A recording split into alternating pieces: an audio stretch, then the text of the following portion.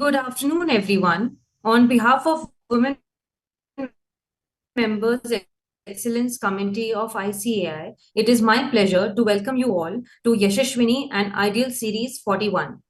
Yashashwini and Ideal is a Wednesday series of programs conducted by the Women Members Excellence Committee for the Women CAs and by the Women CAs.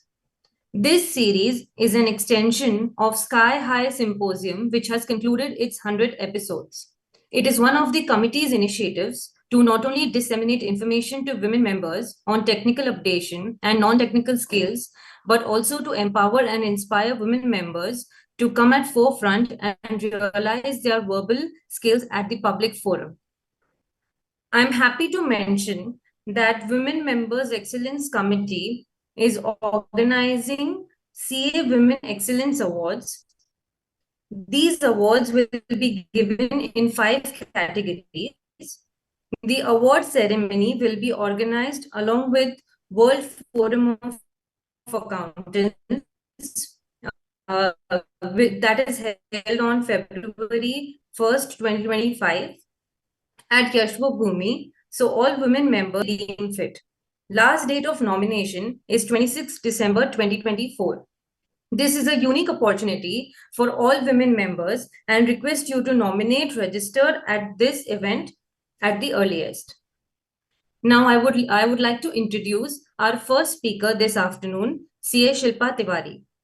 CA Shilpa Tiwari is an accounting professional with more than 12 years of experience across audit and accounting advisory. She has worked with all Big Fours and all her life and worked across various sectors and different teams. Now a mommy of one, juggling between the dual responsibility. She also loves reading and traveling. Over to you, Shilpa.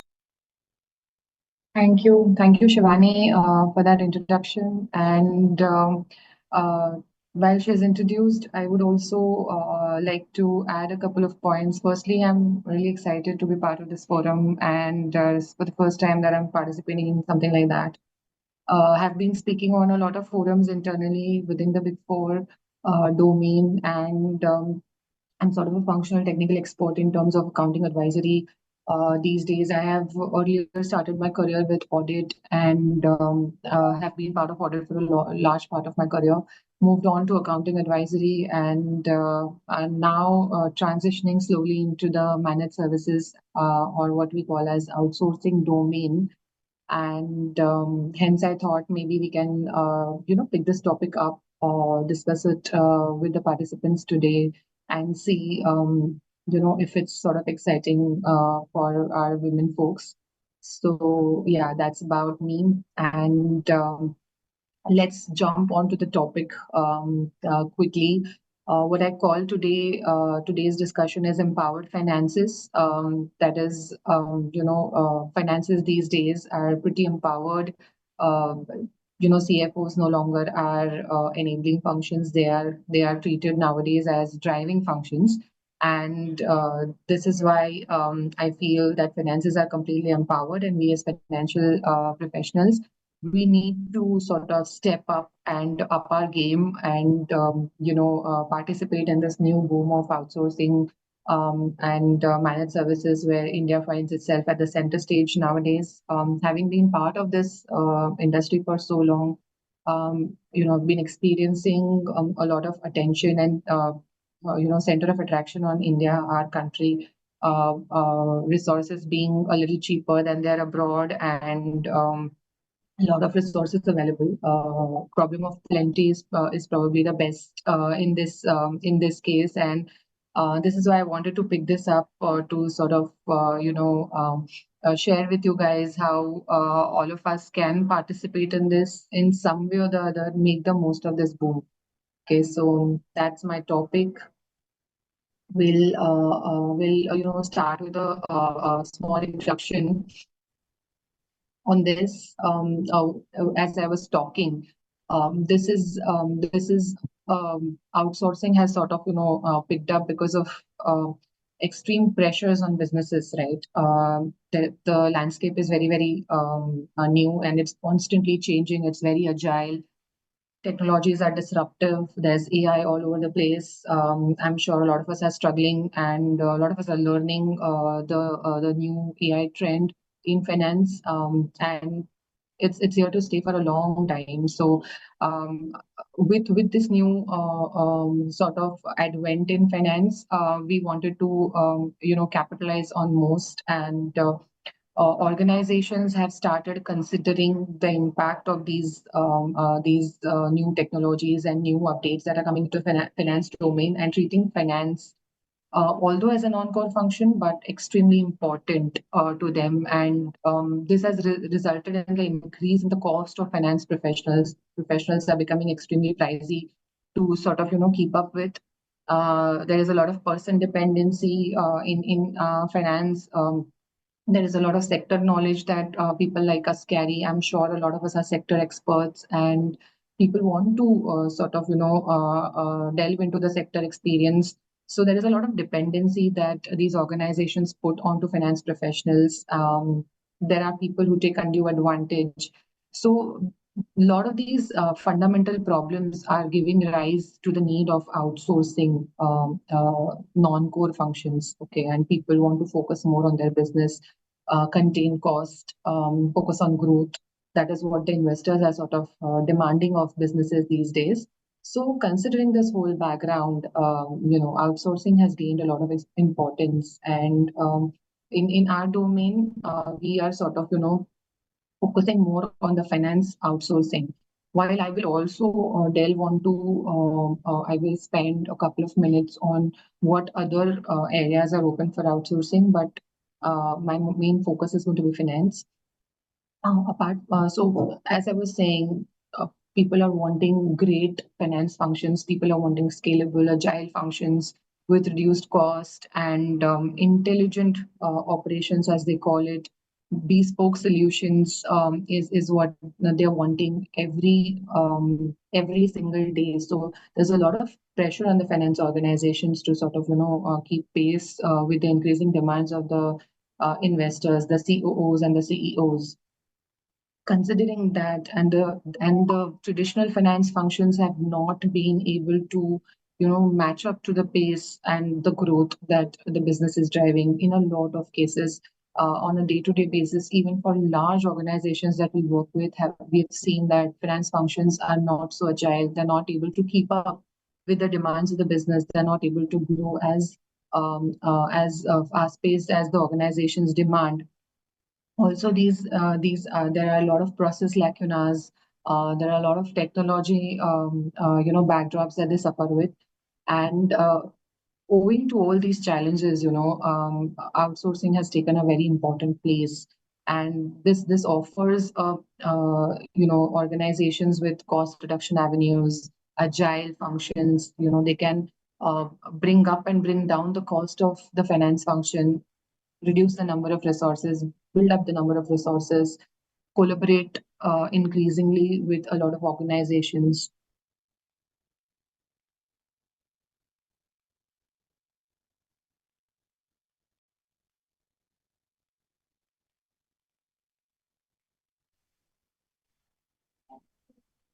Am I audible now?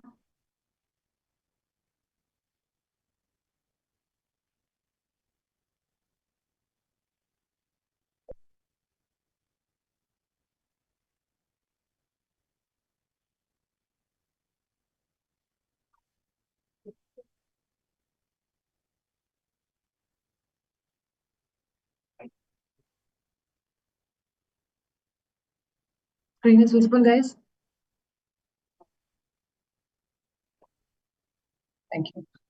So yeah, as I was saying that there's a lot of these benefits that organizations are deriving from lean finance functions and outsourcing their finance operations. Other big important item, that is accelerated time to market.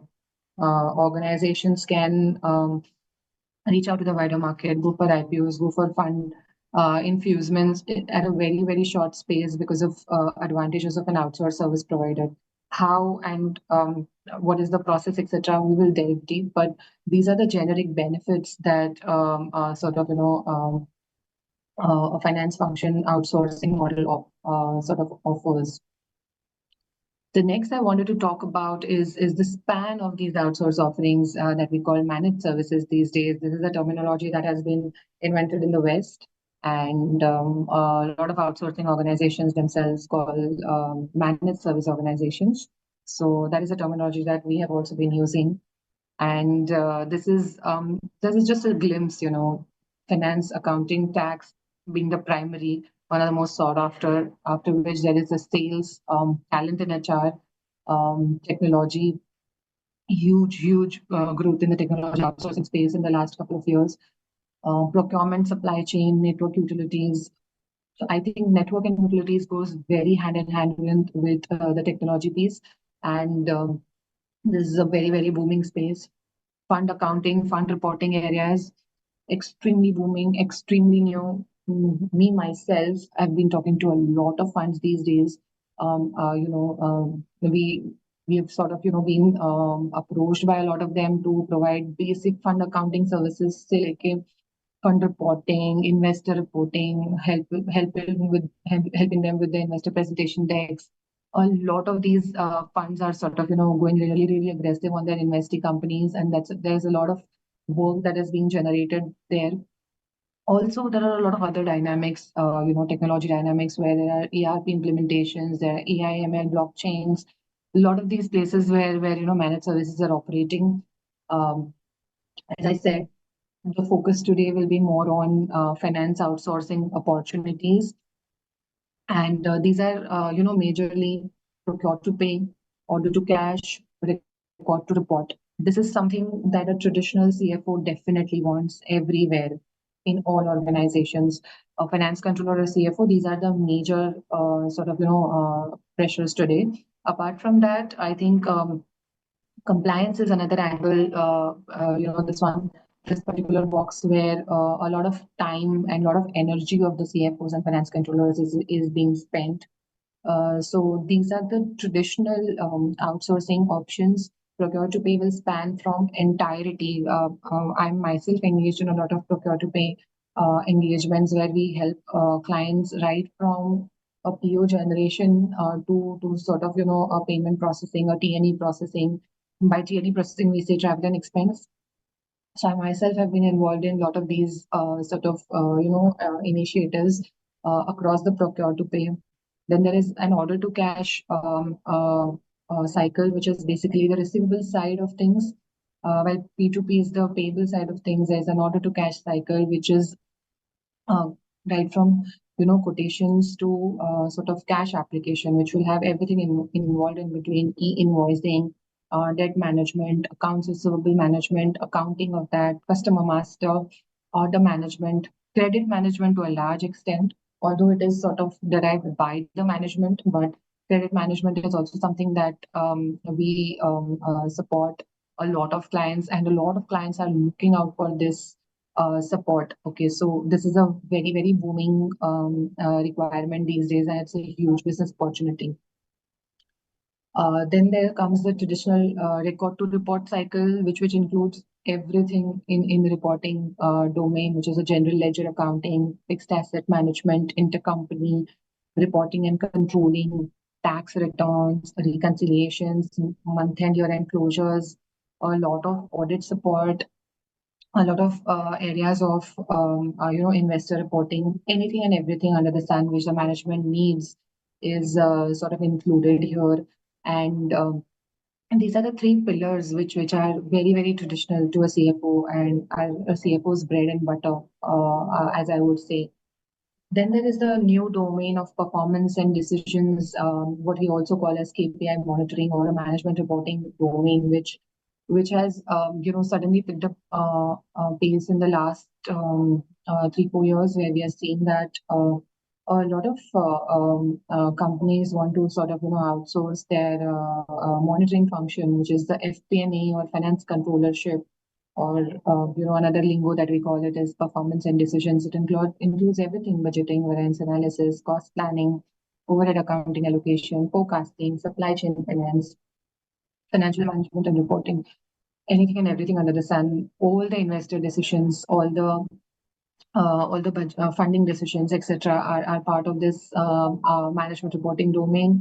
And we've seen that in recent times, while demand is picking up, a lot of emphasis is also being placed on technology in this field. So while procure to pay, order to cash, and record to report have a lot of technology intervention in the last decade, and these are common. While newer players are coming in, I'm sure all of you all have heard of, something like an Udo, which is doing massive advertisement these days. There is a Zoho, there are Zeros. So these are all the new ERPs entering into the market, trying to compete with the likes of Tally, QuickBooks, and so on. So all these traditional finance domains are something that are addressed by typical ERPs and the modules that support ERPs. But the ones on the right side, the performance decision making, the tax, the treasury, these are something which are extremely new, and we are seeing a huge advent of technology and a huge demand of chartered accountants supporting this technology, running this technology on their own, even participating in implementation, in the functional configurations, etc. So I see a lot of opportunity over here as well for all of us to sort of upskill ourselves. So this is management reporting, performance decisions. Then there is tax, there is direct tax, indirect tax, tax filing, provisions, turnkey startup supports for entities getting set up in India in sort of these SEZs sort of locations. There's tax data integration, there is reporting, there's information request support from tax authorities, there's property tax. So a lot of these domains is something that simply get outsourced to consultants. While the basic direct indirect tax filings were always looked out for outsourcing to chartered accountants and firms of chartered accountants who were supporting with that. But this is the lower domain which these days are also being taken care of by charters and firms of chartered accountants. This is the newer version. We have seen a humongous amount of new technology here as well. I'm seeing a lot of compliance related tools that have sort of entered in the market in the last 5 years, which help with a lot of integration on data, a lot of CFO status boards for organizations which are extremely large, have multi-geographical presence, multi-sector presence. There is a lot of tech that helps CFOs manage these tax submissions, tax status, tax updates. So a lot of tech opportunities here as well. Then we move on to the treasury piece. The treasury is of course extremely traditional, includes starts from your relationship with the banking officer or your relationship manager to sort of final debt service and compliance, but it also includes a lot of capital decision making, a lot of borrowings and investment decisions, a lot of decisions towards hedging, towards forex exposure, and investment analysis. So this is an extremely new area. As an outsourcing professional, this is something that I'm learning now. In the last 6 months, is something that we are faced with requests now, and we are sort of trying to build ourselves up, trying to build our practice, our knowledge, and database towards items relating to treasury outsourcing, treasury solutions outsourcing, and demand. While CFOs traditionally used to be extremely conservative about giving away treasury and information related to treasury, but these days we are seeing that at least the non-core functions from treasury are being sort of handed out to consultants to sort of manage on their own. And this frees up a lot of time with the CFOs and his team to sort of take care of other additional requirements in their practice. So this is a new domain. There is a lot of work that is done around controls and compliance. And while this is quite traditional, what we are seeing sort of new is the one that I'm highlighting: SOX compliance, internal audit, investor relationship management. These three items are new, and they are getting sort of popularity these days with managements wanting external organizations to come into the picture, take care of their controls, take care of their internal functions, their processes, the risk monitoring around those processes, etc. So this is a new domain that has sort of suddenly been opened up to all of us. Also, while these are traditional practices, as I said, a lot of technology around these practices are currently available. We are also building our practices around the new technology, trying to sell new technology in the market. And while I've not gotten detailed slides around this technology, but a couple of examples that I can give you on technology supporting outsourcing services is one, a project management office, a PMO technology, which sort of gives a CFO the whole brief of what is going on in his organization across finance functions, be it tax, be it accounting, be it compliance, be it FP&A, be it anything and everything under the sun, which which invoice is pending where and how many are still yet to be processed, how many are already processed. All those kinds of analytics, all those kinds of reports, all those kinds of dashboards are being prepared automatically by leveraging a lot of technology and also by leveraging traditional analytic tools such as Power BI, Tableau. A lot of macro enablement is sort of, embedded into this offering, and also a lot of analytics in terms of power apps, etc., is being used to sort of make beautiful presentations around this dashboards. And these sort of get prepared in a matter of seconds, which earlier used to take about a week or two to close.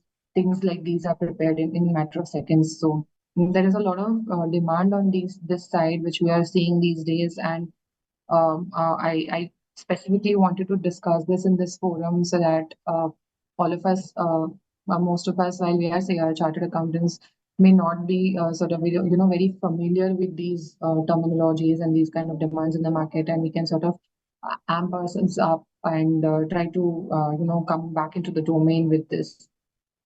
So this is around the finance outsourcing opportunities that are there. Another, major outsourcing opportunity is around sectors. I feel uh, each sector has their own niche requirement, is sort of focused on its own requirement, underpinned by the experience in it, underpinned by the regulatory requirement. For example, there is financial services. The financial services is extremely heavily governed by the RBI, which almost sort of influences anything and everything that is done in that sector. So all our offerings, all our services in this domain is sort of, influenced by what RBI sort of brings in, what are the new regulations, what are the new demands of the RBI, what kind of inquiries are being done of the existing players. So those kind of things. For instance, in our energy resources and industrials, there is a huge focus on ESG. Now, energy resources and industrials basically non-renewable, polluting industries. All of that is included there, and hence there is a huge focus on ESG, sustainability, decarbonization, and what kind of reporting is being managed for these industries across the globe. While India is sort of amping up and our ESG related practices sort of just growing globally, they are extremely ahead of us, and the kind of reporting is also extremely stringent, which is again a very big opportunity for finance professionals to sort of jump into. So, outsourcing is also sort of dependent on what kind of industry a particular company is into, and what kind of industry a finance professional is experienced. So, for instance, a consumer industry, there is a huge, dependency on the value chain optimization, supply side of analytics, supply side of support, supply side technology, consumer insights and analytics. So the kind of demand that is coming for outsourcing is also sort of influenced by the kind of industry that the particular company is operating into.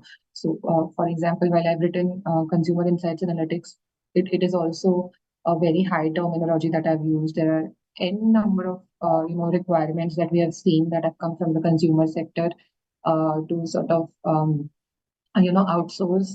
There can be a retail chain analytics. There can be a dark store analytics for somebody who's operating in a quick delivery space. There is fixed asset analytics. There is inventory analytics. There is a huge number of analytic requirements of a CFO that comes from consumer side of consumer sector. ESG being common across. And for instance, something from a life science and healthcare, the supply chain being extremely critical, extremely crucial, and the cost of supply chain also being very, very high in terms of life sciences and healthcare.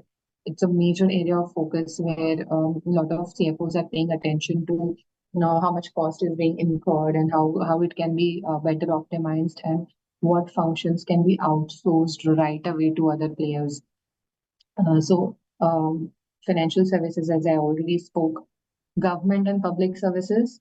This is a new arena, but this is extremely interesting. This is extremely and it is extremely encouraging to see government organizations participating in the outsourcing domain, the outsourcing boom.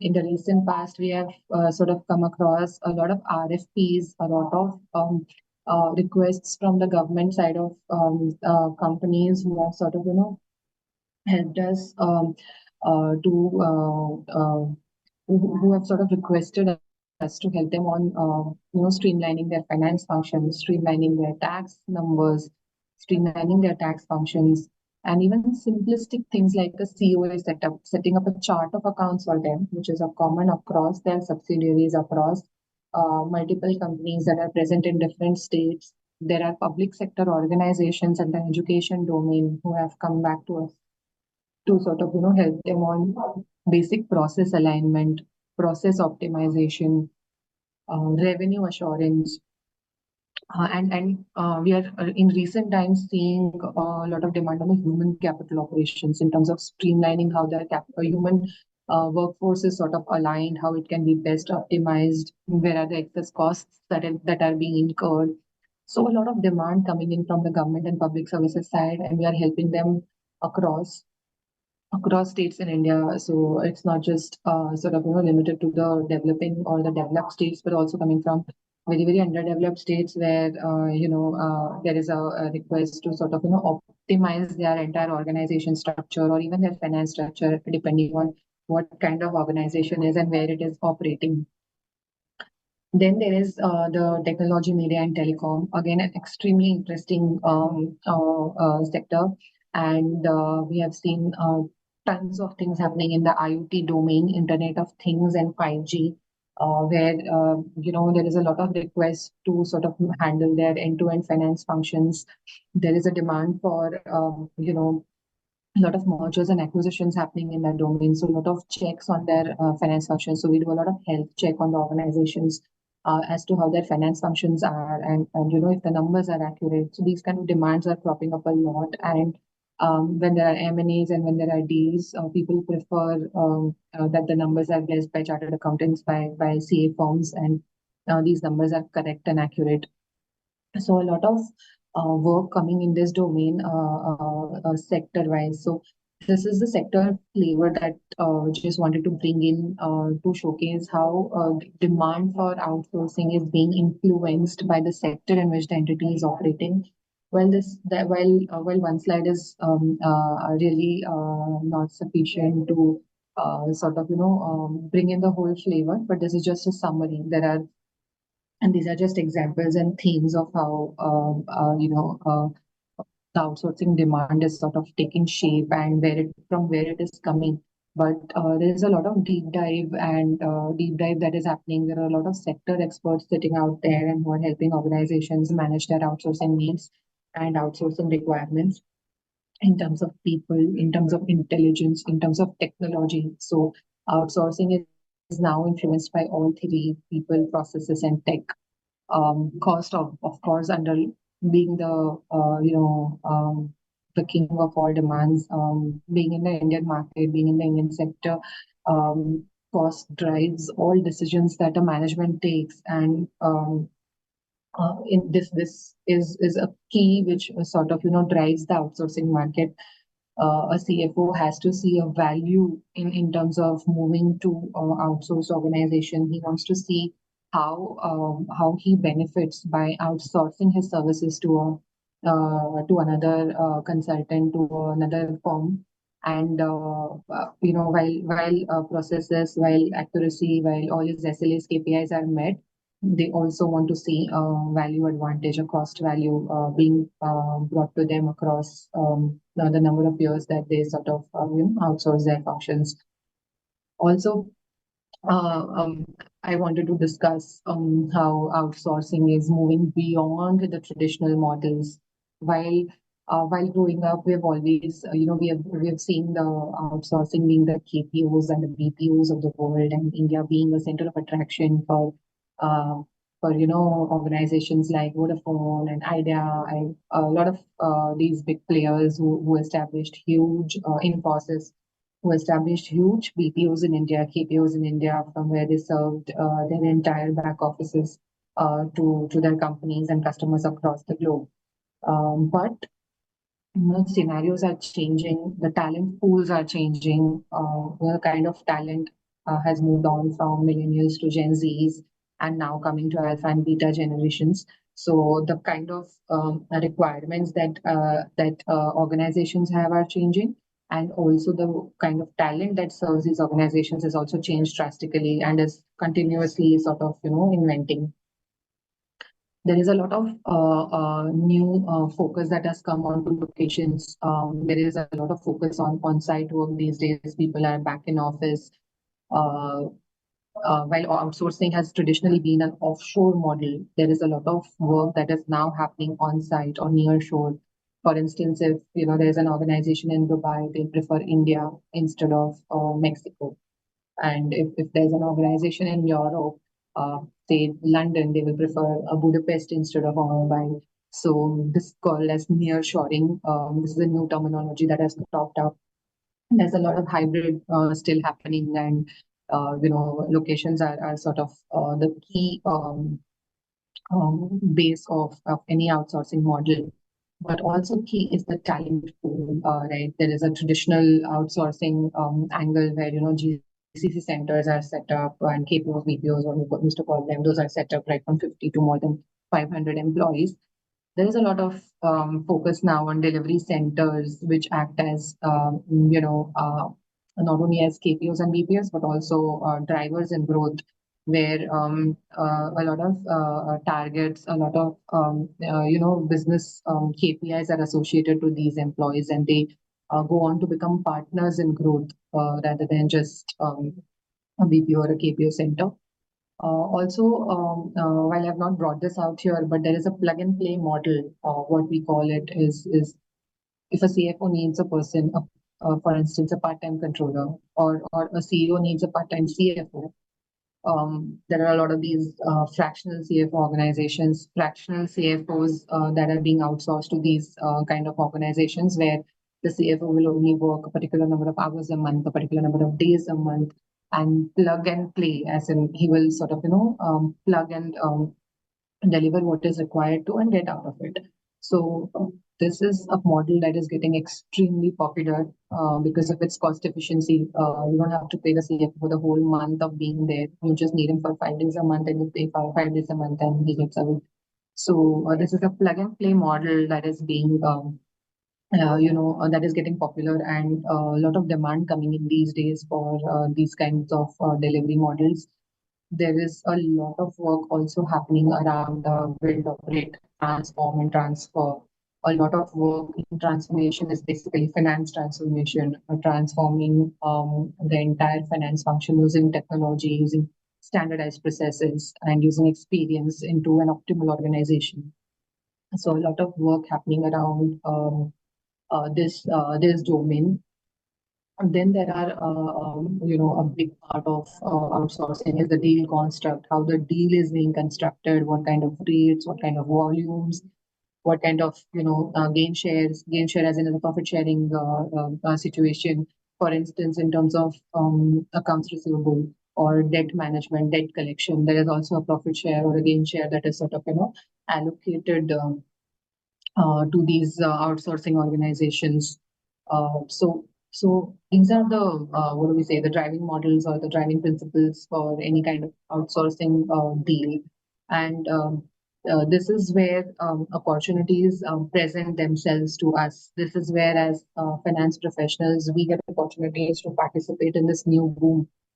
As females, Henley wanted to sort of, harp on how an outsourcing boom can help us help, our careers grow in terms of, either getting in a sector experience, getting in a niche experience for ourselves, or sort of, joining organizations which also help on hybrid work models for people who need hybrid in terms of part-time work models for people who need part-time, or in terms of coming back into the domain for working mothers. I'm a mom of a 2-year-old, and I also know how tough it gets sometimes to sort of manage both. There are times when I also work only half days, so um, this is an arena which I feel I wanted to discuss with women on this forum today, that it's important that all of us familiarize ourselves with what is happening in the outsourcing world, especially as finance professionals in the finance outsourcing domain. If some of us are really wanting to come back into the workforce, or restart, relook at what we've been doing till now and bring some prior experience into work. This is probably the easiest and the best method to get back into the workforce. And also people who want to switch careers, people who are not sure as to whatever they have chosen for themselves is right, is currently working out for them.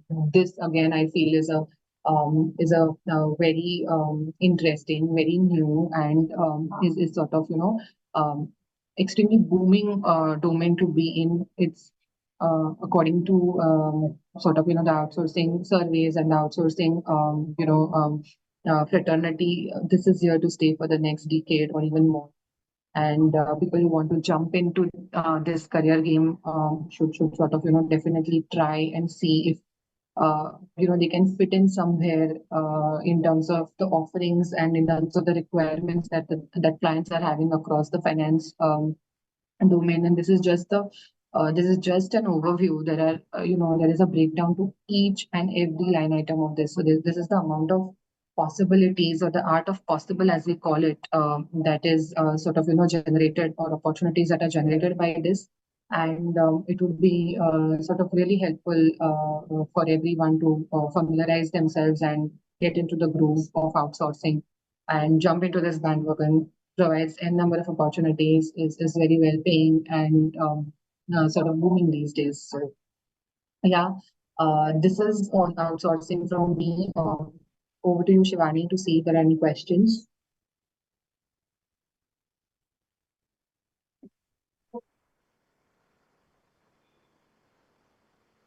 Um, Thank you, Shilpa ma'am, for this wonderful section on opening our eyes to what are the various fields available despite the traditional practice.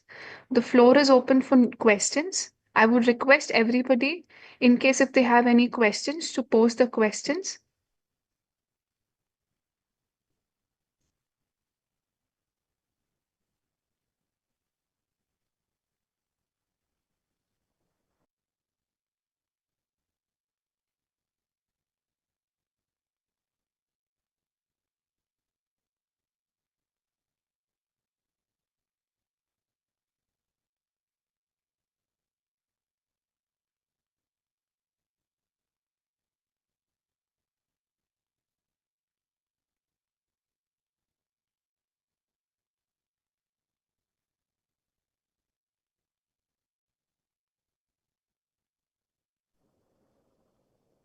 I think Shilpa ma'am has made herself really very clear, leaving no grounds for any doubts.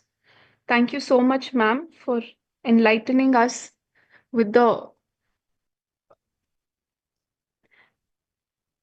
Thank you so much, ma'am, for giving us an insight on the various opportunities, outsourcing opportunities available for young CAs who want to jump into practice but are afraid of the traditional practice. Thank you so much. Moving forward to the next session.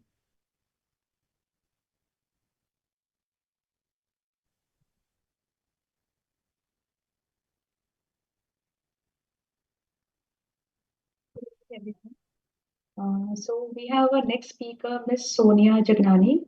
I would like to give a brief introduction on her. First of all, it is our pleasure to introduce Mrs. Sonia Jagnani, a chartered accountant with over 2 decades of experience. She is partner at leading CA firms specializing in auditing direct taxes, internal audits, especially in healthcare sector. Beyond her exceptional professional achievements, she is a passionate educator and has been a soft skill faculty member for the ICI for over 8 years. She has played a pivotal role in shaping the future of over 10,000 aspiring chartered accountants, and her training focuses on communication, leadership, and strategic thinking, helping the young professionals to bridge the gap between technical knowledge and practical success. Mrs. Jagnani's ability to blend her technical acumen with a passion for empowering individuals make her a sought after speaker and mentor. Her contribution to the profession combined with her commitment to creating impact through education inspire all who have opportunity to learn from her. Today we are fortunate to have her with us as she shares her insights and experiences on Power BI. I request all of you to join with me in welcoming Mrs. Jagnani, ma'am. Thank you so much. Over to you, ma'am. So thank you so much, first of all, to ICI and the WMEC and Taruna for the kind introduction. And so I would like to clarify that the topic today, which I'm going to take is on finance and accounting AI, that is AI in accounting and finance. So it's not only Power BI. So though Power BI is a part of AI in finance and accounting, but the session is on AI in finance and accounting. So, without wasting much time, let us start the deliberations. So, I would like to share the PPT.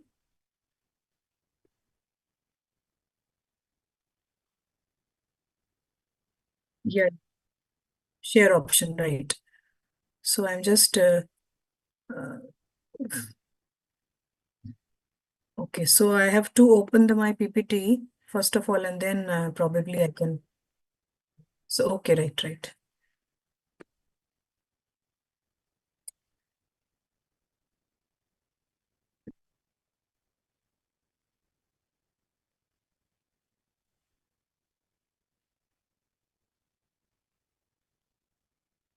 Yeah, so here it is. So,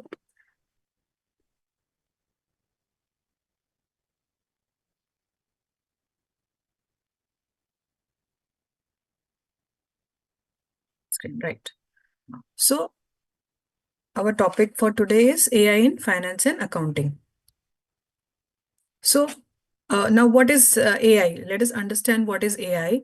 So as the definition goes, the AI is the simulation of human intelligent processes by computer systems. These processes include learning, reasoning, and problem solving. So AI enables computers to perform tasks that are typically require human intelligence, such as understanding natural language, recognizing patterns, making decisions, and many more. So in a simple language, AI is, helping us to generate human-like responses. So it's a technology-enabled machine which helps to generate the human-like responses. So nowadays, AI is integrated into numerous aspects of life, right from virtual assistants and recommendation systems to advanced robotics and autonomous vehicles. As AI becomes more sophisticated, ethical concerns around the privacy, bias, and job displacement have come to the forefront of public discourse. So as we can see, AI is all around, right from our handsets to our vehicles. So it is touching upon all the professions also, more of in medical profession as well as finance professional, and everywhere where there is a repetition of the work. So AI is generally impacting every aspect of the businesses and professions where there is a repetition in the work. So as we can see, what is the AI's impact on employment? It is, displacing the jobs. So it is, as we all see, the concern is that AI will replace human beings. So that is the biggest concern. Then, but I mean, it should not be a concern because the AI is just there to assist human beings and not to replace human beings. As you can see, that AI helps us to augment our performance also, as we'll be seeing going forward in the webinar, that AI is augmenting the performance of the finance and accounting professionals. It creates new job opportunities as well as skill requirements. So ethical and social implications. So there are a lot of social implications as well as the ethical, and the government has to put in the necessary regulatory framework also. And also the government needs to manage the public perception so that the AI is used in the right sense. Now, what are the current capabilities of AI? So currently the AI is used to automate the task, to analyze the tasks, and to generate human-like responses in different languages, and for drafting documents, providing information, and creating the contents. Now, what are the limitations of AI? So AI, as we have seen earlier also, that it is used to generate responses for the repetitive kind of problems. So when there is a new problem or a complex problem, then AI has to take help of the HI, that is the human intelligence. So AI as such has to be used along with HI. This is the limitation of AI. As such, AI independently cannot be used. AI has to be used with HI. In finance and accounting also, the professional judgment is required to be used by the chartered accountants for making the correct use of AI. And AI independently itself cannot solve the problems. So as we can see, emotional and social intelligence is lacking in AI. Then ethical and legal considerations are also lacking in AI. Now, the question may arise, what is the difference between AI and the Google search? As we can see, the Google search we have been using for years and years together. And now, as all of us has started using AI in our day-to-day life, we can understand that it can process the natural language to provide more comprehensive answers, more analytical and detailed and deep dive into, to generate the insights. Now, what is the basic model, the basic AI which is used by everyone today and nowadays? We all know that it is the ChatGPT. Now, what is ChatGPT? So ChatGPT is nothing but an AI chatbot which is developed by OpenAI. It is developed to have human-like conversations and can assist with various tasks.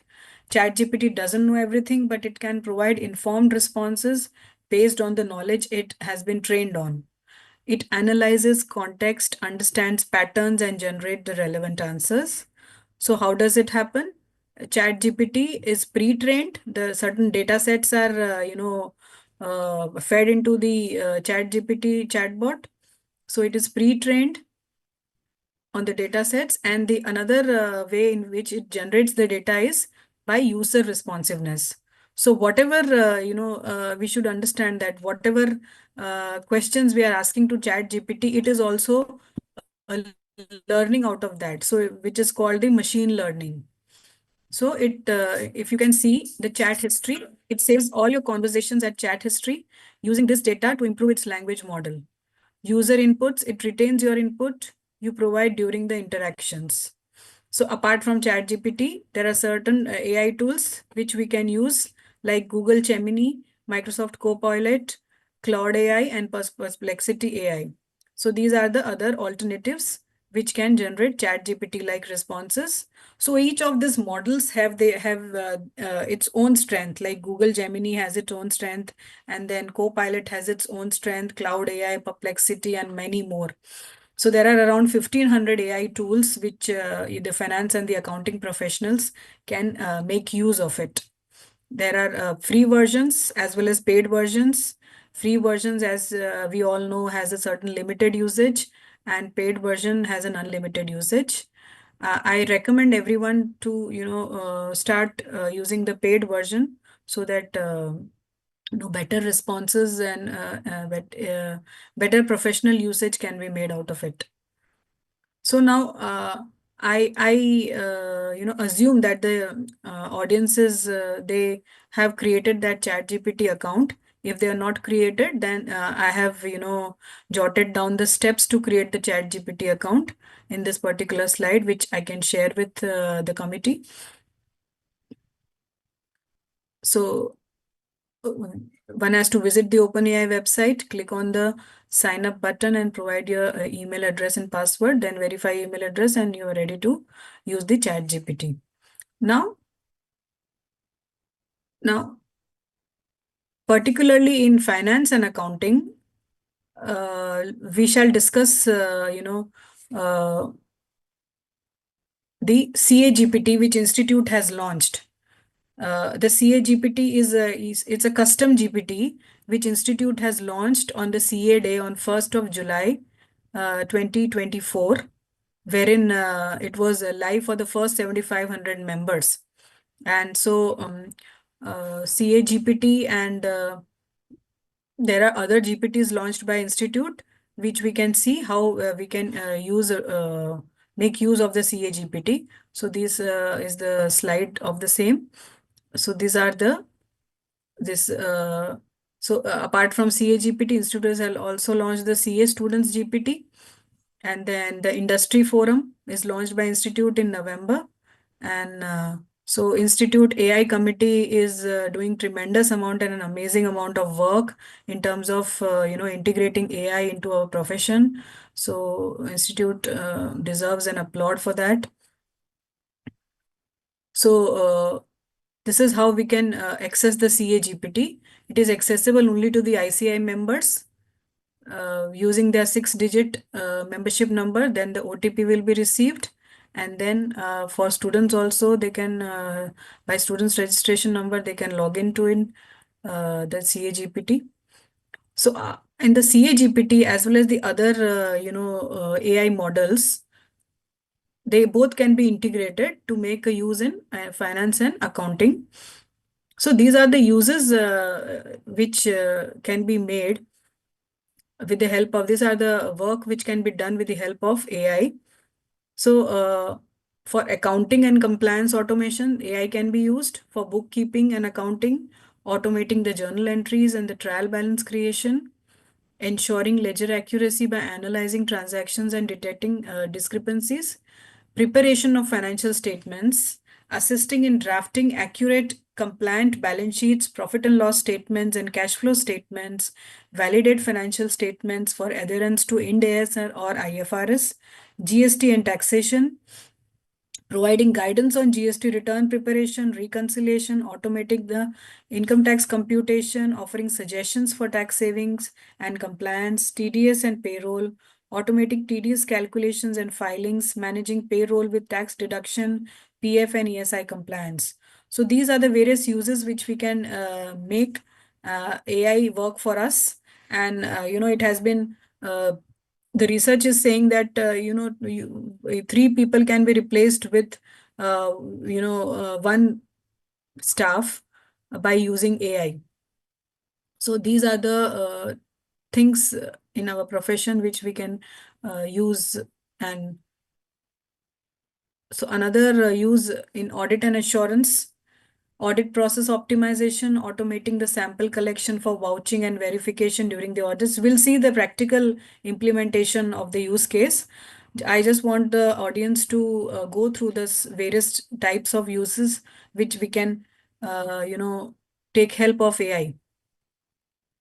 Identify anomalies or outliers in the financial data, aiding in risk-based audits, internal controls review, suggest enhancements to internal controls and compliance frameworks, automate testing of financial controls and reporting irregularities, regulatory compliances, cross-check transaction for compliance with tax laws, GST provisions, or company law requirements.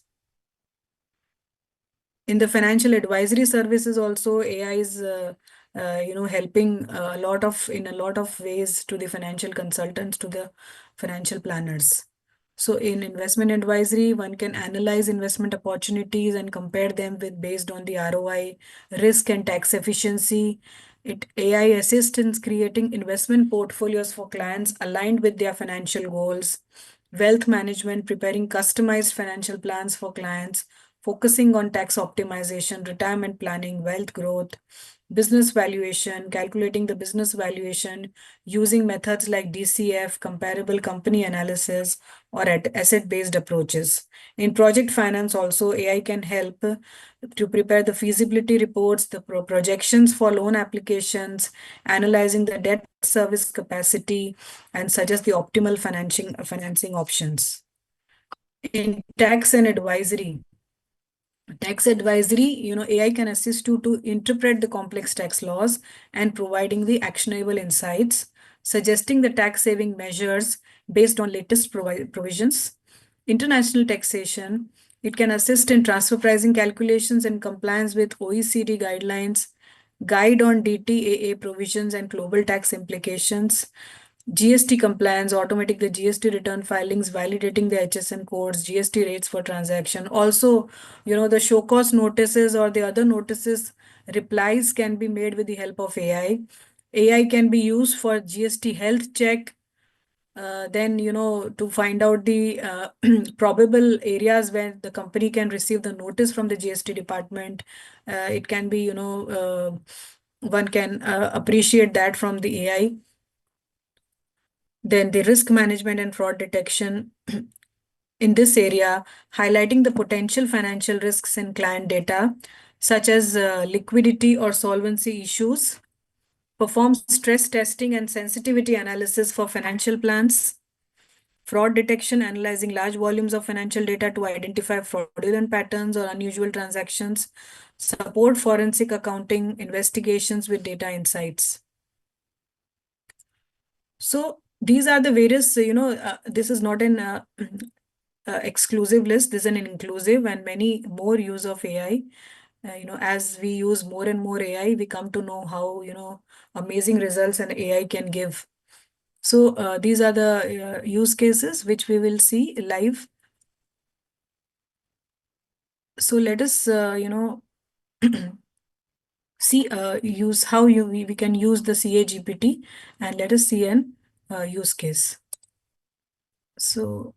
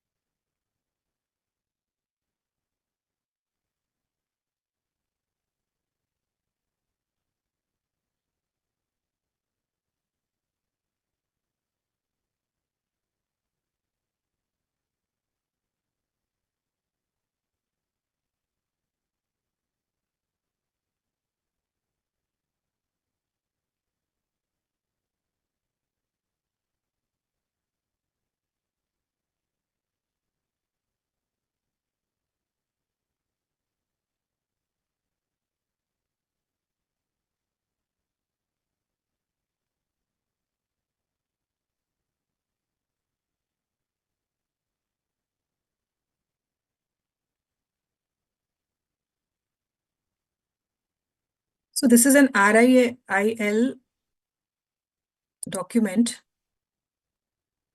As you can see, this is an annual report.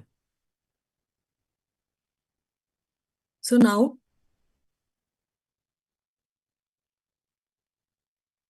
let us try to analyze the annual report of RIL to generate the responses.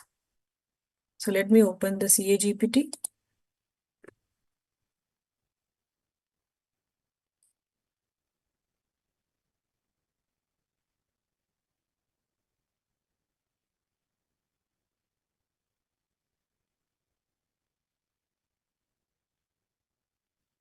So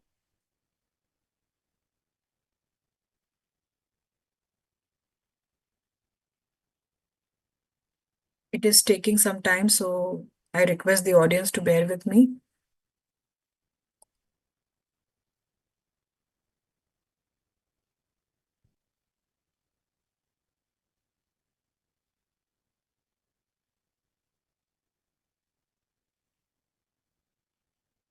So I request the users to make maximum use of CAGPT and, to and as more and more CAGPT you use, more and more, you will be refining your AI journey.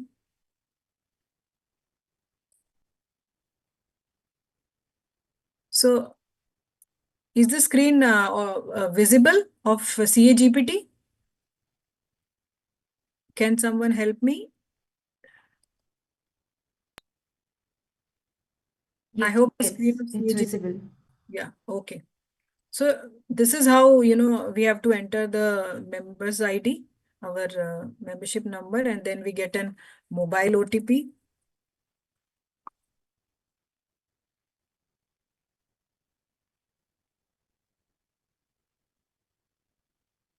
So with this OTP, I will proceed. So now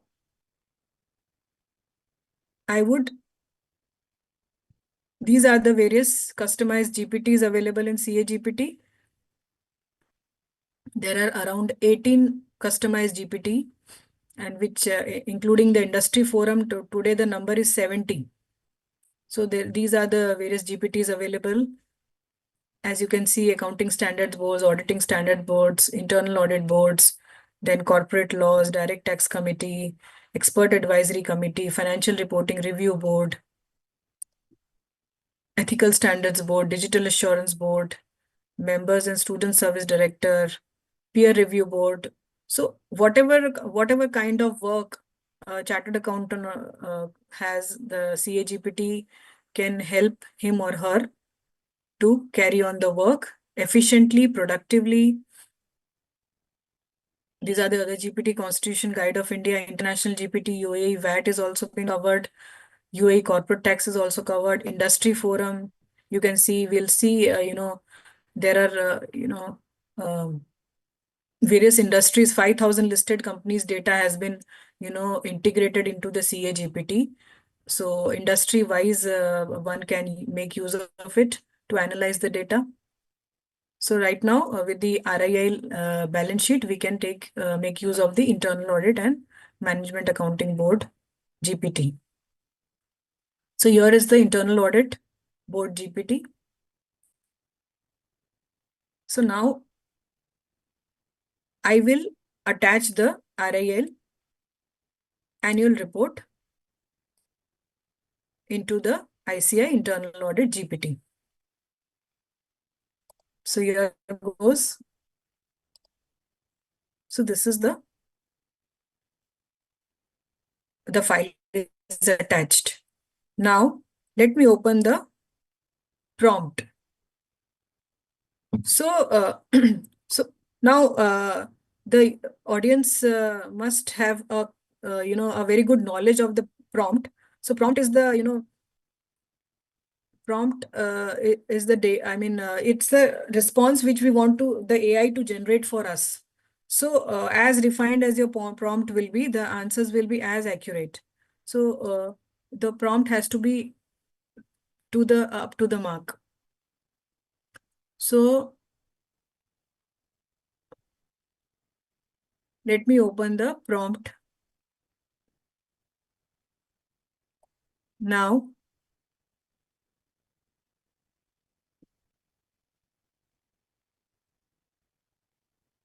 So I have a prompt library with me.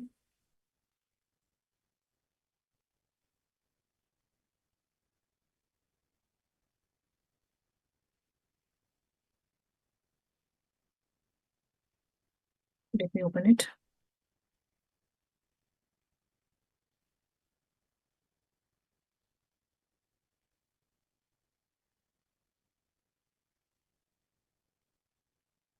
So I'll share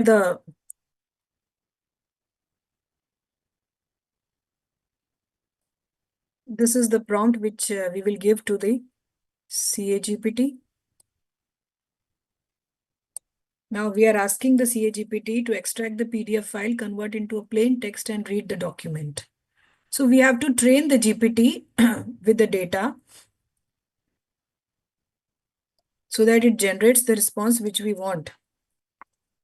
So now here we are saying that extract the attached PDF file, convert it into a plain text and read the document. So first of all, we want the GPT to read it, the document, and understand what the document is all about, so that we can generate the response we want.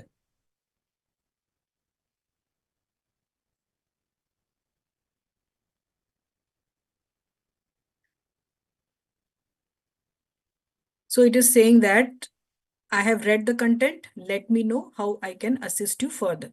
So now we can give another prompt to it. So another prompt, as it goes is, I've already kept the prompt ready so that the time is saved.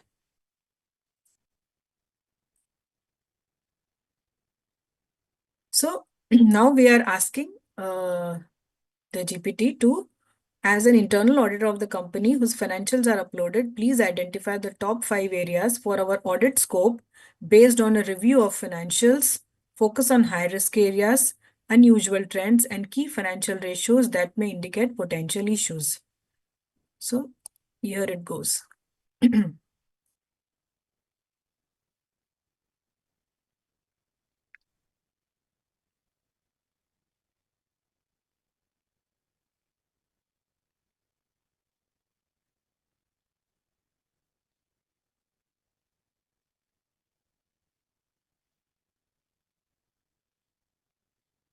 As you can see, it is generating the response which we wanted it to.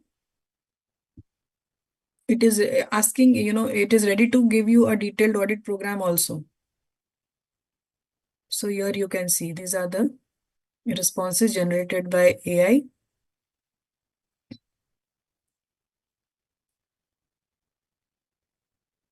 Now let us give it another prompt. So now we want AI to prepare a proposal for internal audit, considering the top 2 concern areas pointed above.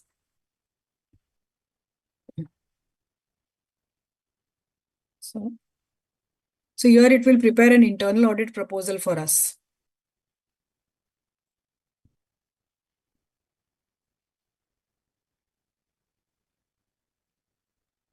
So as you can see, it is addressing to the board of directors. Then it is, asking us to feed its name, feed our name, insert the date, proposal for internal audit engagement. Revenue recognition and related parties.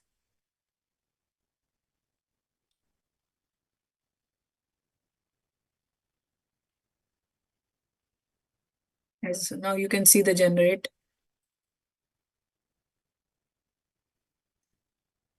The audit scope and the coverage.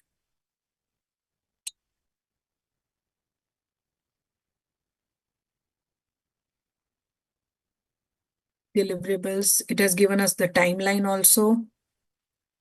It has given us the resources required also. And it is.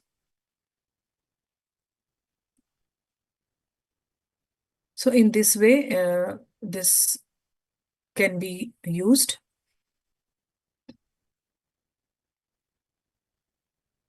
Now,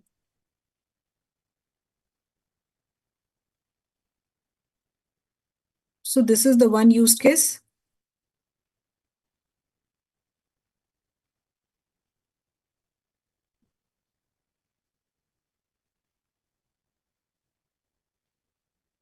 We can further do a financial analysis also. So let us give a prompt to do the financial analysis.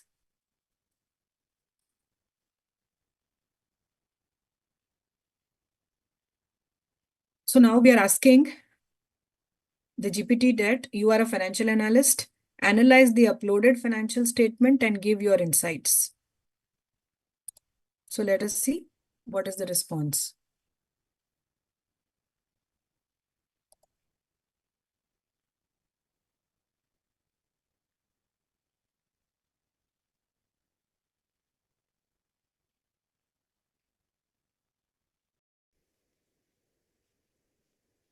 So it has given the response.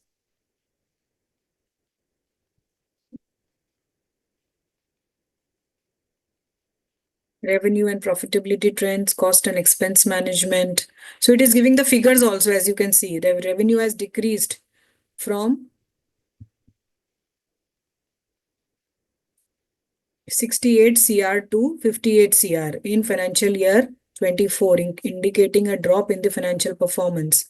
Other income has significantly increased from 12 CR to 24 CR. So net PAT has declined from 17 CR to 13 CR. The reduction in the profitability is there.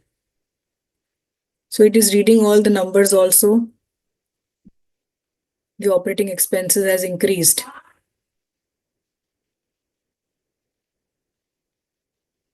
As you can see, the depreciation, the employee benefit expense, the liquidity, the cash flow, related party transaction.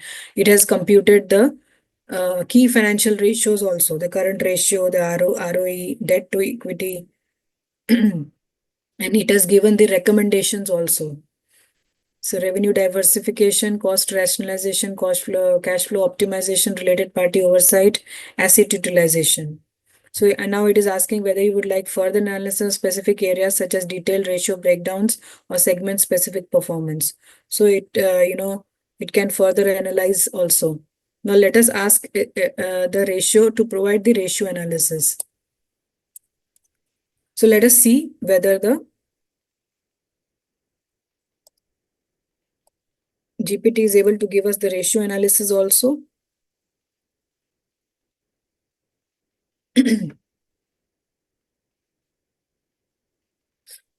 So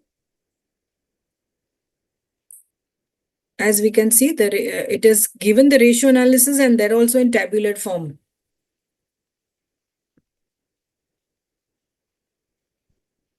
So this is due to the machine learning, basically, that it is learning from the prompts given by, the members, which is there in the database. So this is the ratios which has been given, calculated by GPT.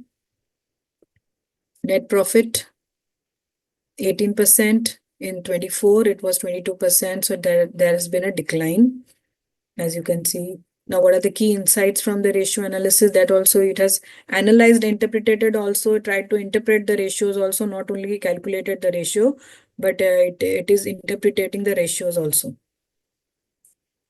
So now let us give further prompt to it.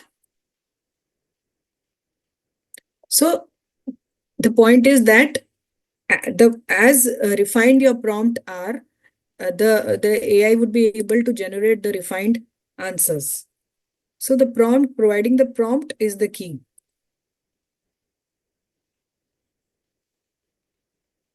So now we have asked it to provide a detailed profitability analysis. So as you can see, it is analyzing the revenue.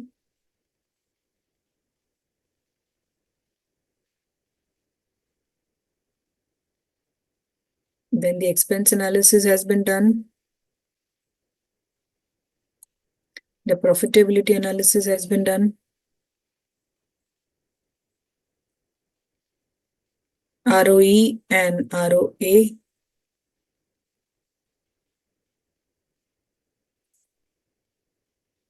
So as you can see, the 1 day's work is done in 1 hour, So this is the, efficiency and productivity of AI. So AI is a must-have skill for all the financial and accounting professionals. You cannot ignore AI. You cannot ignore technology.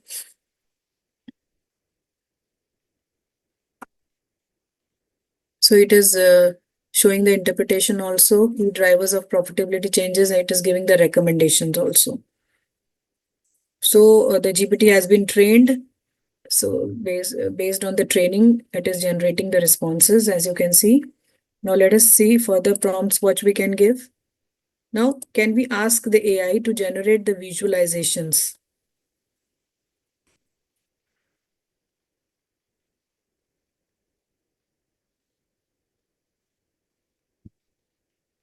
We are given the prompt that, can you give me some visualizations based on the attached PDF?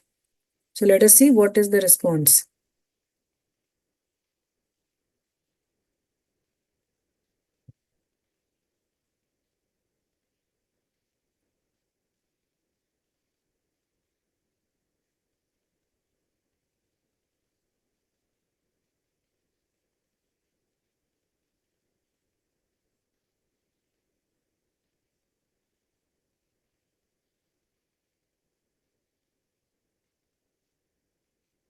What?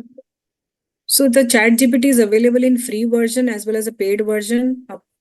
Free version is available only for a few prompts. So in case professional usage is required, then definitely the professionals, their colleagues should go for a paid version of ChatGPT. So this is the visualization of the financial performance. As you can see, it has given the generated in form of image also. This the image. We can download the image as there is the downloadable option here. So it has given all the charts.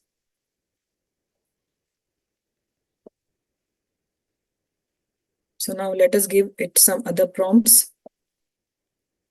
Now, let us see if it is able to give a PowerPoint also. Based on our analysis, whether it is able to give us a PowerPoint. Let us find out.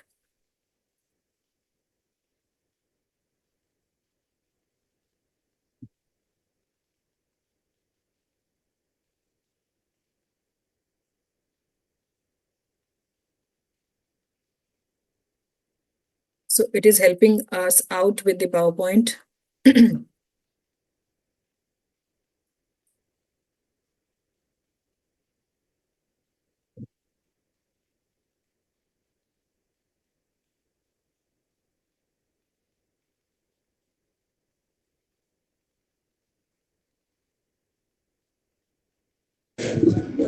Sonia, ma'am, sorry to interrupt.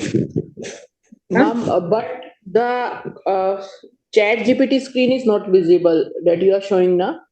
No, it is not Only visible. we are, yeah, only we are able to see the 6 lines that you Okay. mentioned. है ना? Okay. So you should have told me before. Yeah, I was also in another meeting, so I noticed it just now. Achha, no problem. I'll share it right now. And I can, now it is visible, CAGPT. Yes, ma'am. Yeah, it is visible. No? So, okay. So this is how we are asking it to prepare a PPT. So let us see whether it is able to generate the PPT. So I have, generated quite some PPTs. So it is possible to generate a PPT. So the members, they can, if the PPT is not able to generate, then, you can ask it to give it in a Word file. And then you can download the Word file, and the Word file can be used to generate the PPT by using the another app called Gamma AI. So there are 1,500 AI tools which the members can make use of and increase the productivity and efficiency. So it is not able to generate the PowerPoint, but there are other tools in which will help to generate the PowerPoint. So never mind, we'll ask it to give another response. So now we are asking it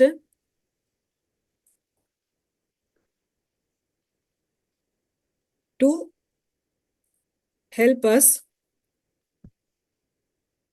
If you are a fraud investigator, what are the areas you will be concerned about? Do you see any red flags in the PDF shared above?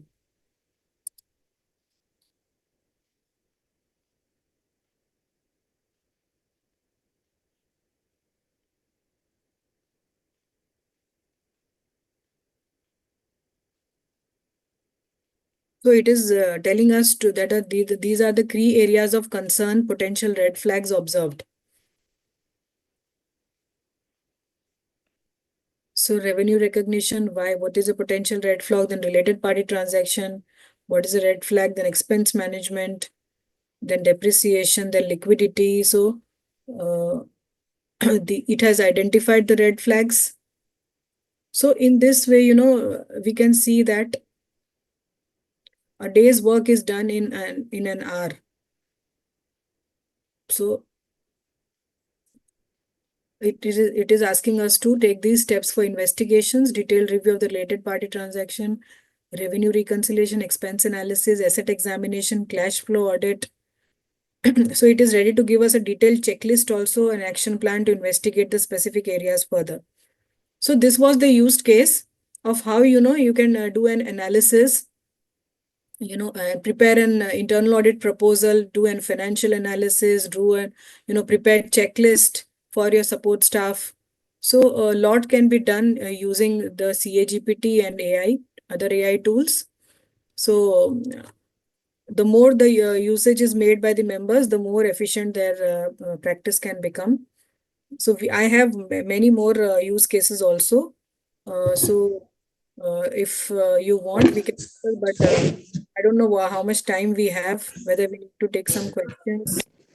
Yeah, Sonia ma'am, yeah, we are having time for like 15-20 minutes more. Ma'am, So I but can you show the earlier answer as well provided by the chat GPT? so these are the earlier responses which was Yeah, generated. from first, yeah, Yeah, from the very first prompt, I will show you. yeah, ma'am. Yeah. So first of all, we gave the CAGPT the RIL balance sheet, and we asked it to extract the PDF file, convert into plain text, and read the document. So first of all, we have to train the GPT with our data. When we train then only the GPT can generate the responses. So now with this document, we have trained our GPT. Now we can, it is ready. Now it is asking how I can assist you.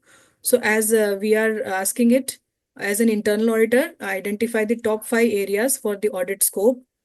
Based on the review of financials, focus on high risk areas, usual trends, and key financial ratios that may indicate the potential issues. So in this way, it has given these response. So it is saying that revenue recognition is the key area. Then expense and control, cost controls, related party transaction, debt and liquidity management, dividend declaration and payouts, and the additional considerations it is also showing us.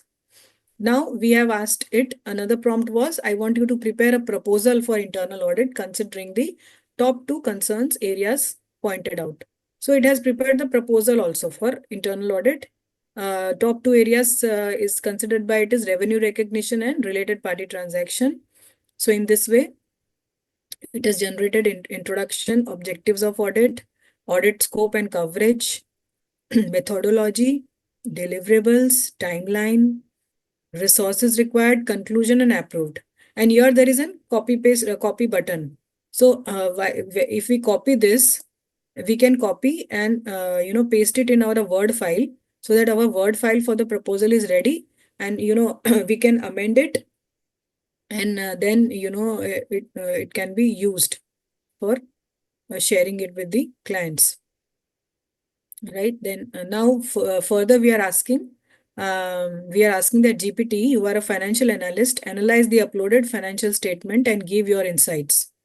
So it is analyzing the financial statement. So it has taken the numbers also in its analysis. We can see how fast it is. Because this is a repetitive task. Repetitive task can be done by the best by the machines. You should appreciate that the repetitive task they are done better by machines than by human beings. So it is extracted the data, revenue, other income, PAT, then cost and expense management, then liquidity and cash flow, related party transaction, key financial ratios. It is given recommendations also. So this is how it has done the financial analysis. Then we have asked it to give a ratio analysis. So it has given us the ratio analysis also in a tabular format and with comments. So, any annual report, we can feed it and you can analyze in this way. You can prepare an internal audit proposal, you can prepare an engagement letter, a lot can be done. Key insights from the ratio analysis also, it is giving us detailed profitability analysis was the prompt given, and it has done that to profitability ratios, key drivers of profitability changes, recommendations, and now it is giving us the, visuals also, images also it is generating. It generates PPT also, but here it is not generated. But there are other apps also with the help of which we can generate the PPT. Now, we have given a prompt that if you are a fraud investigator, what are the red flags? So it has given us the red flags also as a fraud investigator. So, this way we can make use of the CA GPT for our professional endeavors. So there are many, right from, filing the response to the GST show cause notices, as well as drafting of documents, drafting of agreements. So many things can be done. So if we have time, we can take up one more use case.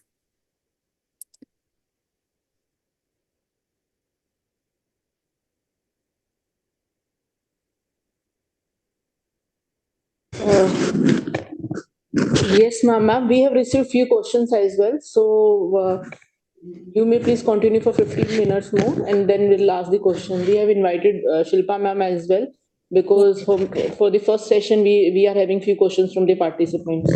Okay. So we can take up one more use case, right?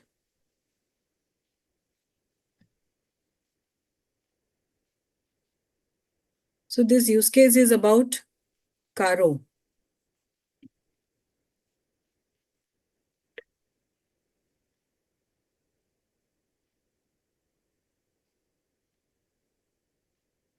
So as the audience can see, this is the prompt library. Now we will open the AASB CA GPT. We'll take help of the AASB CA GPT.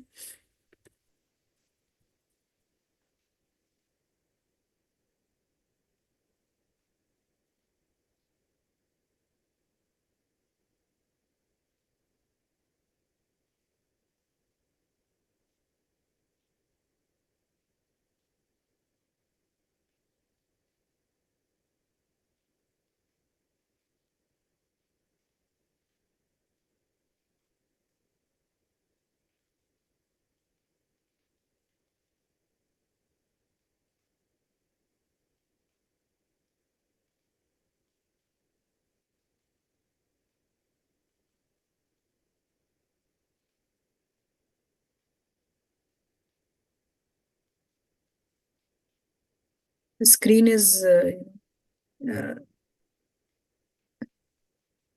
That GPT screen is not visible, ma'am. GPT is not visible. Okay. No problem. I'll open it again. Is it visible now? CA GPT? Yes, ma'am. So now we want to make a Caro report. So we are using the AASB GPT. So this is the Auditing and Assurance Standards Board GPT.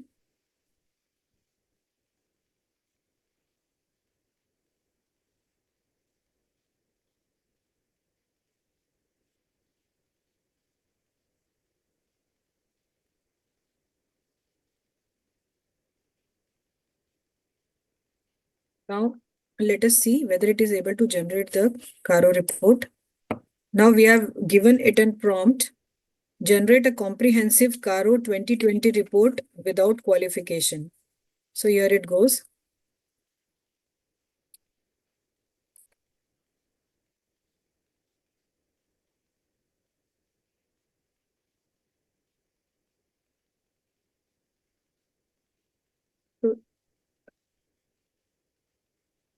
So as you can see, it is generating a Caro report.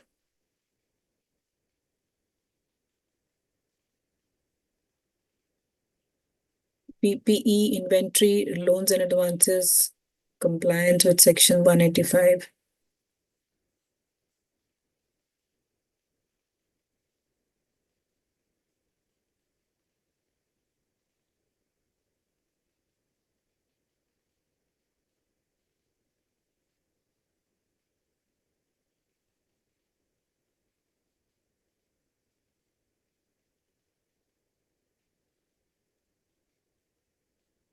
So you can customize the report according to your requirements, whether it is for a, whatever the type of the company is, type of the organization, that the report can be customized in a way which the member wants.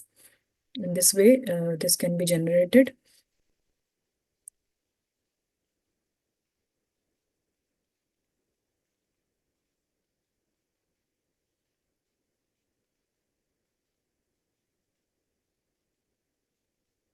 Now we can have one more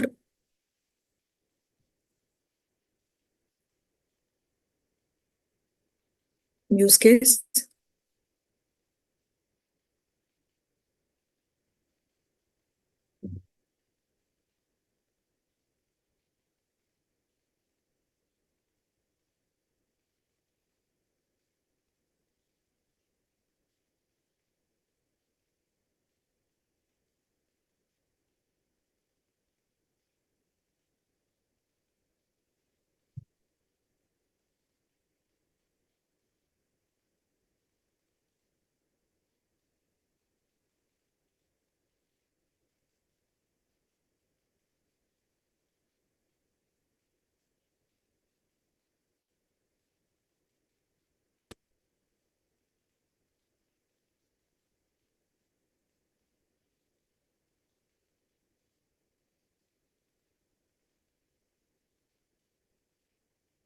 The system is taking some time to open. You have to bear with me.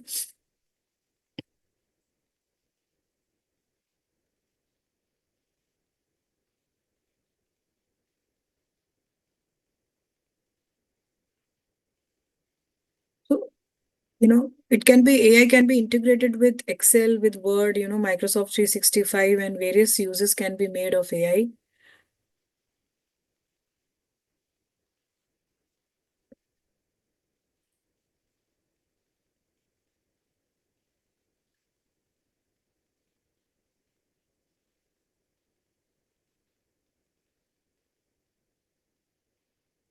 For bank statement reconciliation, we can use AI, you know.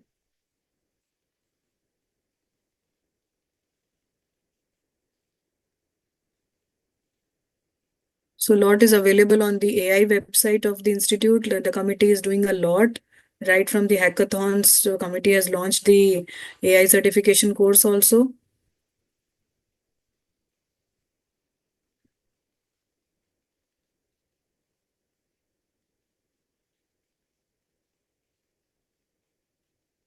So many use cases are there on the AI website also, which the members can can refer to and apply them in their practice. So I think that is all about AI in finance and accounting.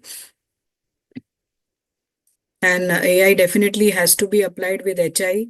AI independently cannot solve problems, but with the help of HI, that is human intelligence, the problems can be solved.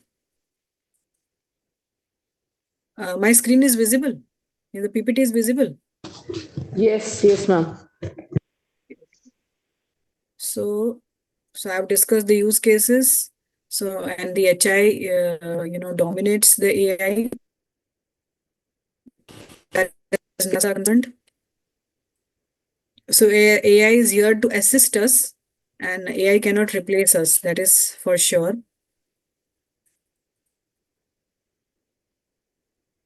AI won't replace you. Someone using AI will replace you. So that's all from my side. Thank you so much, and I welcome all the queries of the members.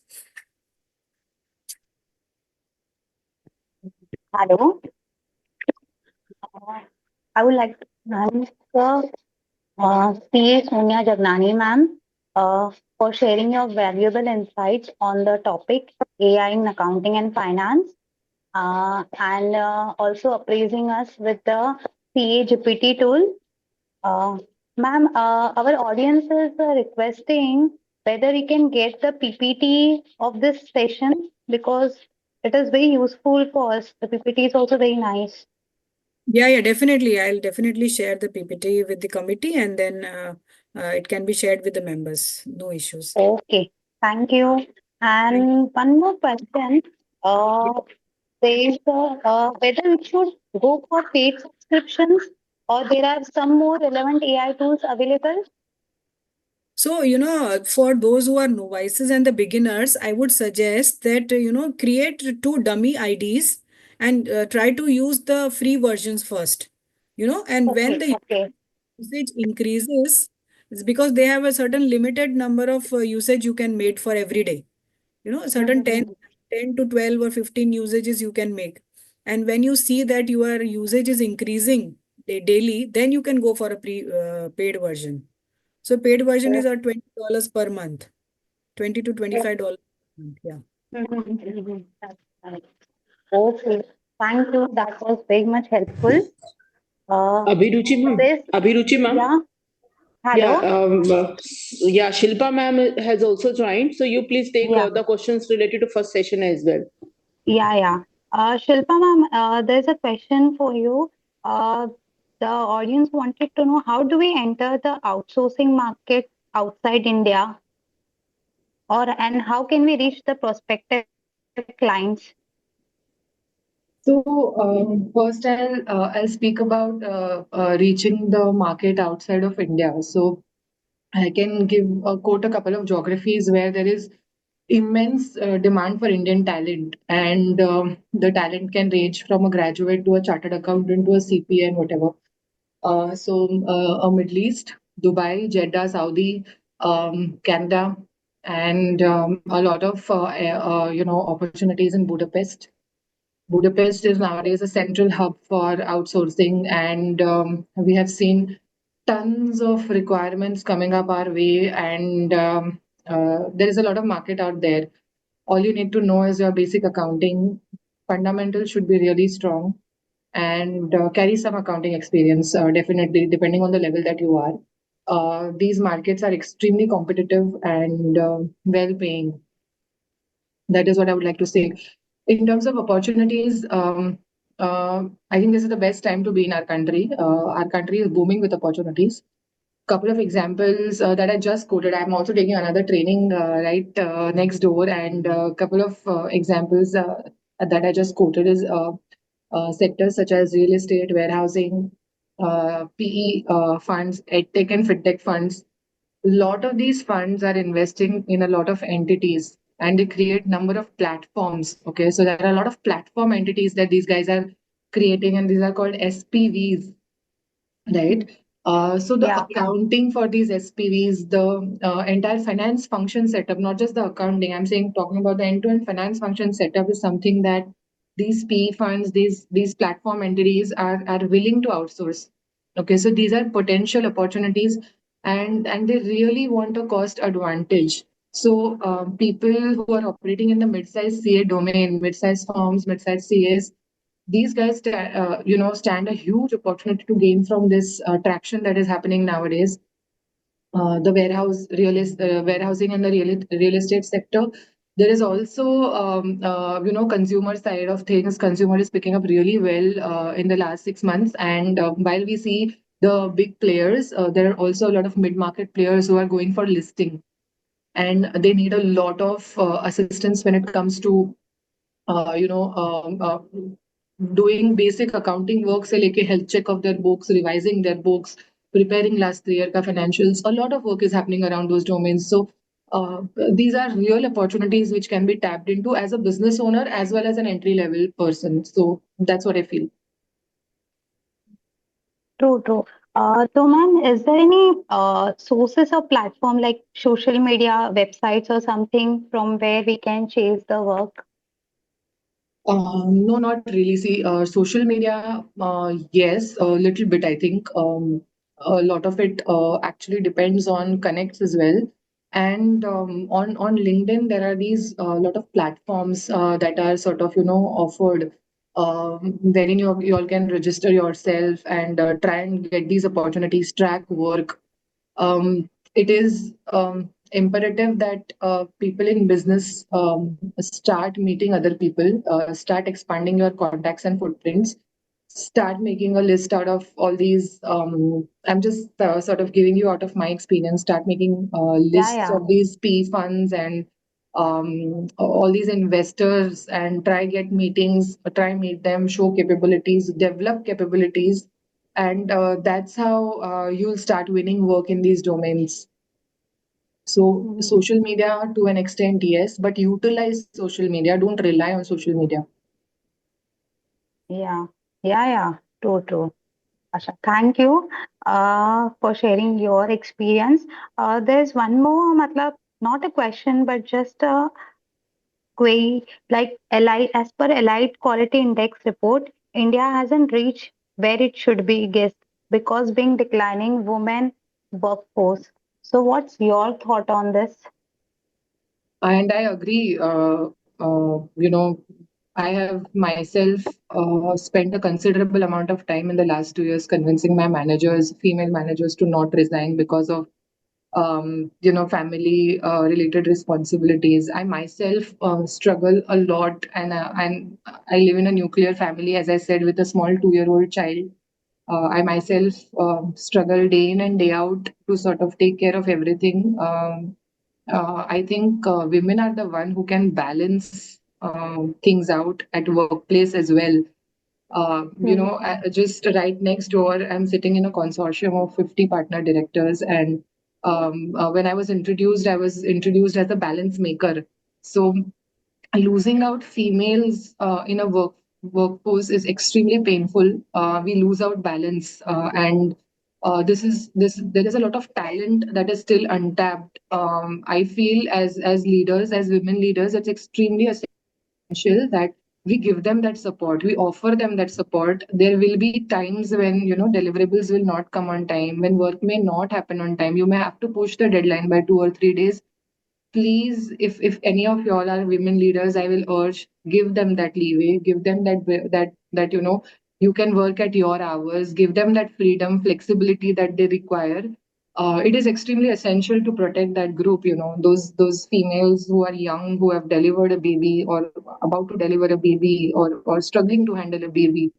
If you're able to support a woman during those fragile years of her life, believe me, that's a talent that she's going to bring back. That's an experience that she's going to bring back into the workforce. Me myself, has having been gone through it, I have brought about a lot of patience and experience in my work after I resumed from my maternity. So I'm also extremely aligned to what the report is saying, that we are losing out on a lot of talent day in, day out. I'm working in a very big organization. I'm seeing females resigning left, right, and center because sometimes they're just afraid to say that मुझे flexibility चाहिए. Sometimes they feel they're overburdened with their own expectations. They're bogged down. I request all of y'all to see if y'all can support every other female in any way that is possible. I'm doing my best. We are trying to do whatever we can. I am trying to support a lot of females by just offering small number of hours flexible in a day. That's the least that all of us can do. Also, if you can recruit more number of female in the workforce, that will be the best thing that you can do to the profession. Very Yeah, true. thank you, Shilpa ma'am, for motivating all the young ladies who are quite motivated. And if in case any males are do attending, they would also matlab, be aware of all this, that with flexibility, great things can work. Asha, that's all for the day. Thank you, Shilpa ma'am, and Thank you. both of them for sharing all the knowledge, and our wonderful audience for joining the session and making it a successful one. Thank you. Thank you. Thank you. Yeah. Okay. That's all. Bye. Yeah, thank you, Sonia ma'am. Thank you, Shilpa ma'am. Thank you.